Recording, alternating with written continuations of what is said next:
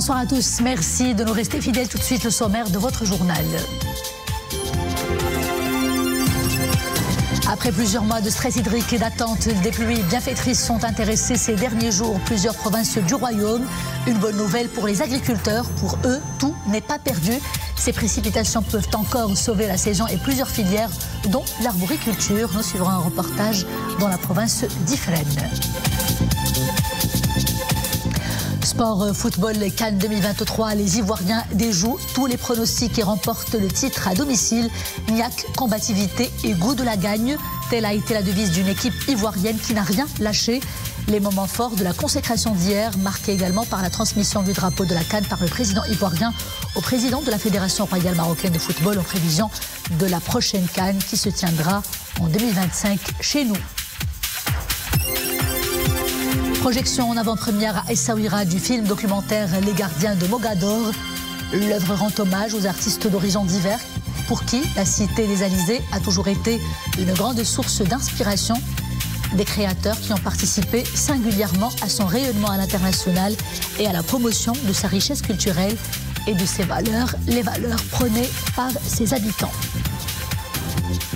Bonsoir, nous entamons ce journal par l'actualité parlementaire. Cette matinée à Rabat, le président de la Chambre des représentants, Rachid Talbi Alami, a reçu une délégation du FMI, le Fonds monétaire international. Délégation conduite par Roberto Cardarelli, chef de mission pour le Maroc.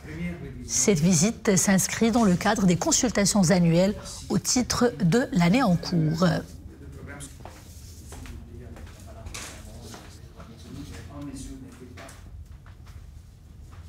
C'est les contextes. Également dans l'actualité parlementaire, le président de l'Assemblée nationale de transition gabonaise qui est en visite de travail au Maroc. À son agenda, des entretiens à Rabat avec les présidents des deux chambres du Parlement, Rachid Talbi Alami et Naama Miara. Au centre de ces discussions, la coopération notamment bilatérale et interparlementaire entre les deux pays, le Maroc et le Gabon, et l'examen aussi des moyens de renforcer cette coopération bilatérale.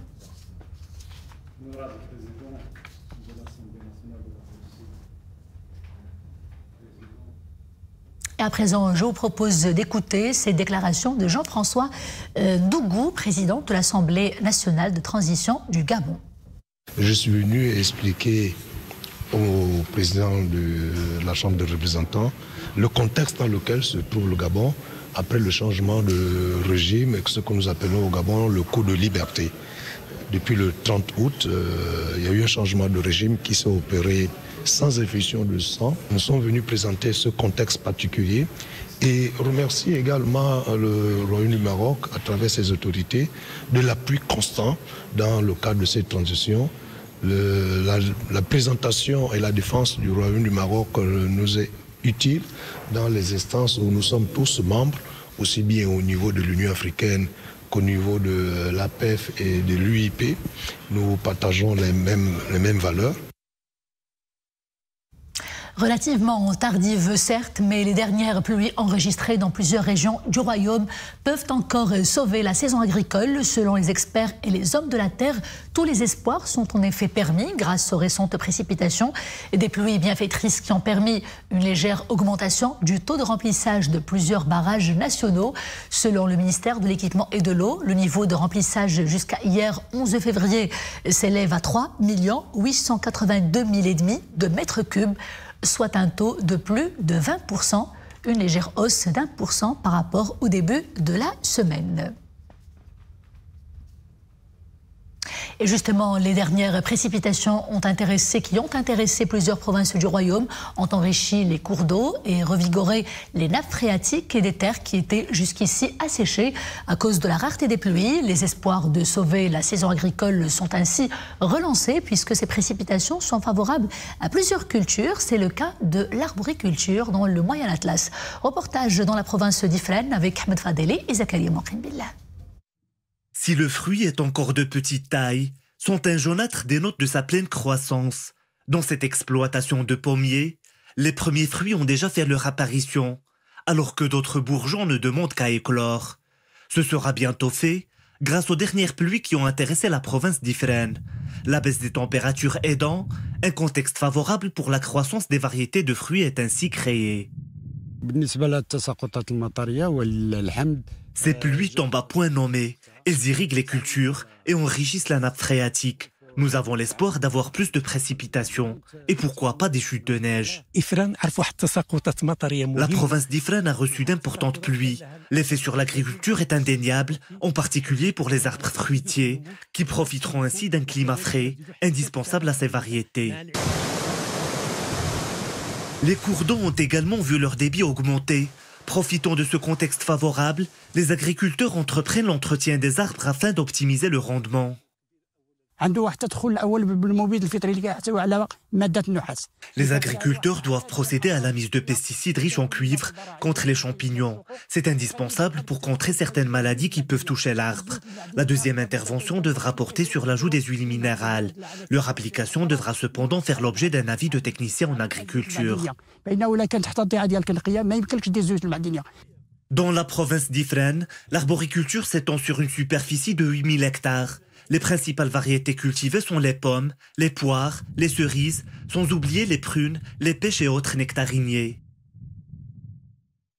Page Monde à présent, pas de répit pour les bombardements israéliens contre Rafah, ultime cible affichée de l'offensive militaire israélienne contre la bande de Gaza. L'opération nocturne a coûté la vie à plus de 50 Palestiniens. Elle a également fait des dizaines de blessés. Le bilan est provisoire et peut être revu à la hausse à tout moment. La majeure partie de la population du territoire palestinien est coincée actuellement à Rafah, suscitant l'inquiétude de l'ONU et de la communauté internationale qui déplore une véritable catastrophe humanitaire. Après 2 ans de tensions et de conflits entre l'Ukraine et la Russie, la situation sur le terrain est loin d'être apaisée. Le président ukrainien est conscient que la situation peut encore devenir plus critique. Il annonce aujourd'hui avoir confié à un nouveau commandant en chef la mission de reconstruire ses légions pour à terme pouvoir libérer les régions sous contrôle russe. Et pendant ce temps, la Russie continue d'envoyer ses hommes par vagues sur les lignes de front, des zones qui sont toujours sous tension, faisant ainsi reculer l'armée de Kiev. Retour à l'actualité nationale, les éléments de la Sûreté nationale ont réussi hier en coopération avec les services des douanes opérant au port Tangemed à mettre en échec une opération de trafic international de plus de 3 tonnes de Chira en plaquettes.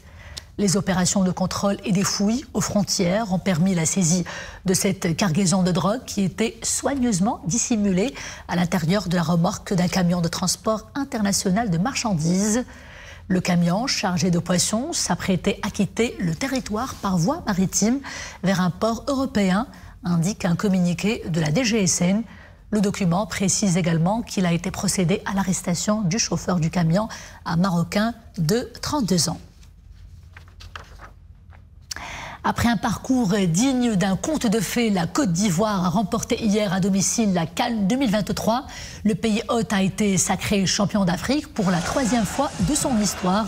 Après sa victoire face au Nigeria au stade olympique Alassane Ouattara, score final de 1, les Ivoiriens ont une nouvelle fois fait montre de leur force de caractère puisqu'ils se sont offerts le luxe de prendre les devants pendant la seconde partie du match alors qu'ils étaient dominés.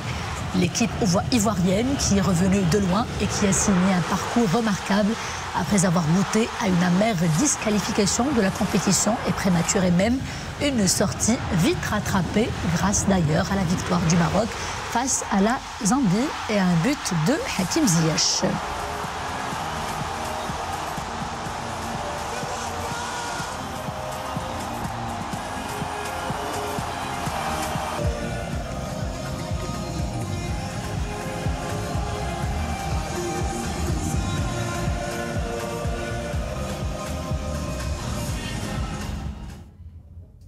Et sachez que le match d'hier est entré dans l'histoire des finales de la CAN, puisqu'il a été retransmis dans plus de 170 territoires à travers le monde, ce qui en fait de loin d'ailleurs la CAN la plus regardée de l'histoire de la compétition africaine.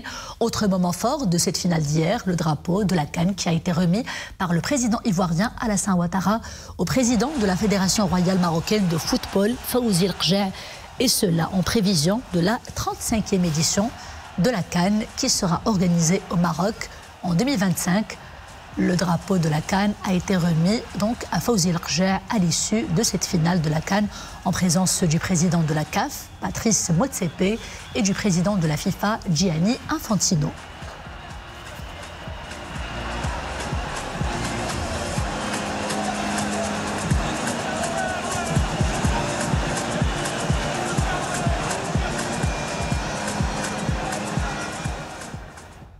Et à présent, braquons les projecteurs sur le film documentaire Les Gardiens de Mogador, une œuvre du cinéaste marocain Abdelhakim Jawani. Elle rend hommage aux artistes de la Cité des Alizés, ceux qui continuent à produire, ainsi que ceux qui nous ont quittés en laissant des traces indélébiles et un legs inestimable de leurs productions artistiques, de par le travail artistique d'ailleurs que leur a inspiré la ville de Mogador. Ces artistes ont porté des messages de paix, de fraternité, en prenant le vivre ensemble. Abdelghani Tahraoui, Abdillah Cheb et Maria Aouet. C'est l'histoire d'une cité sacralisée, celle d'une ville riche de son histoire millénaire et plurielle. Essaouira, allégorie de l'art et de la culture dans toute sa quintessence. Réalisé par Abdelhakim Jawani, Les Gardiens de Mogador narrent la beauté, mais aussi la diversité cosmopolite d'une métropole unique en son genre, qui, de tout temps, a inspiré les artistes du monde entier, qu'ils soient peintres, sculpteurs, romanciers ou réalisateurs.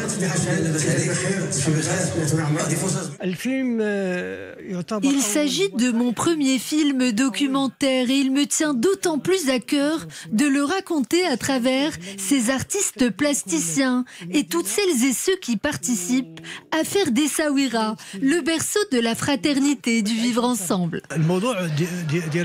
Ce film est une plongée dans l'histoire. Il a été écrit et réalisé grâce à de nombreux témoignages d'artistes natifs de la ville. Chacun d'entre eux pose son propre regard sur cette cité aussi fascinante qu'inspirante. D'ailleurs, s'il fallait retenir une seule idée de ce long métrage, ce serait ces valeurs de vivre ensemble. Une terre de paix où les Arabes, les Juifs, les Amazirs et les chrétiens aiment à partager le respect et la tolérance. Un projet dont la gestation de l'idée s'est faite à plusieurs, pour mieux en extraire l'ADN identitaire. Essaouira, berceau du vivre ensemble, filmé comme une longue fresque de couleurs que l'on imaginerait presque peinte au pochoir. Les Gardiens de Mogador apparaissent comme le manifeste de la tolérance dans un pays de vivre ensemble. Ce film est né grâce à un collectif d'artistes qui tous ont à cœur de célébrer la ville d'Essaouira, une cité où la culture se conjugue de bien des manières et où la tolérance et la fraternité sont légion. Je regarde les films et je les trouvais vraiment fait très bien. Et avec tous les peintres, l'histoire d'Essaouira, et tout l'ensemble, vraiment, j'ai trouvé très bien. Un premier film documentaire salué par la critique, tant il narre avec émotion et sensibilité les liens fraternels de toute une civilisation à la croisée des genres. Il était une fois Essaouira, guide et égérie de la création artistique. Et avant de refermer ce journal, ces belles images qui nous viennent de Venise, qui vit au rythme de son mythique carnaval. Lorsque l'ensorcelante Venise est associée au carnaval, eh bien, la magie opère. La magie des costumes rutilants, Et des masques fabuleux se promenant sur les canaux à bord de gondoles chamarrées. Cette année, le somptueux carnaval de la Cité des Doges rend hommage au célèbre explorateur vénitien Marco Polo à l'occasion du 7e centenaire anniversaire de sa disparition. Apprécions ces images.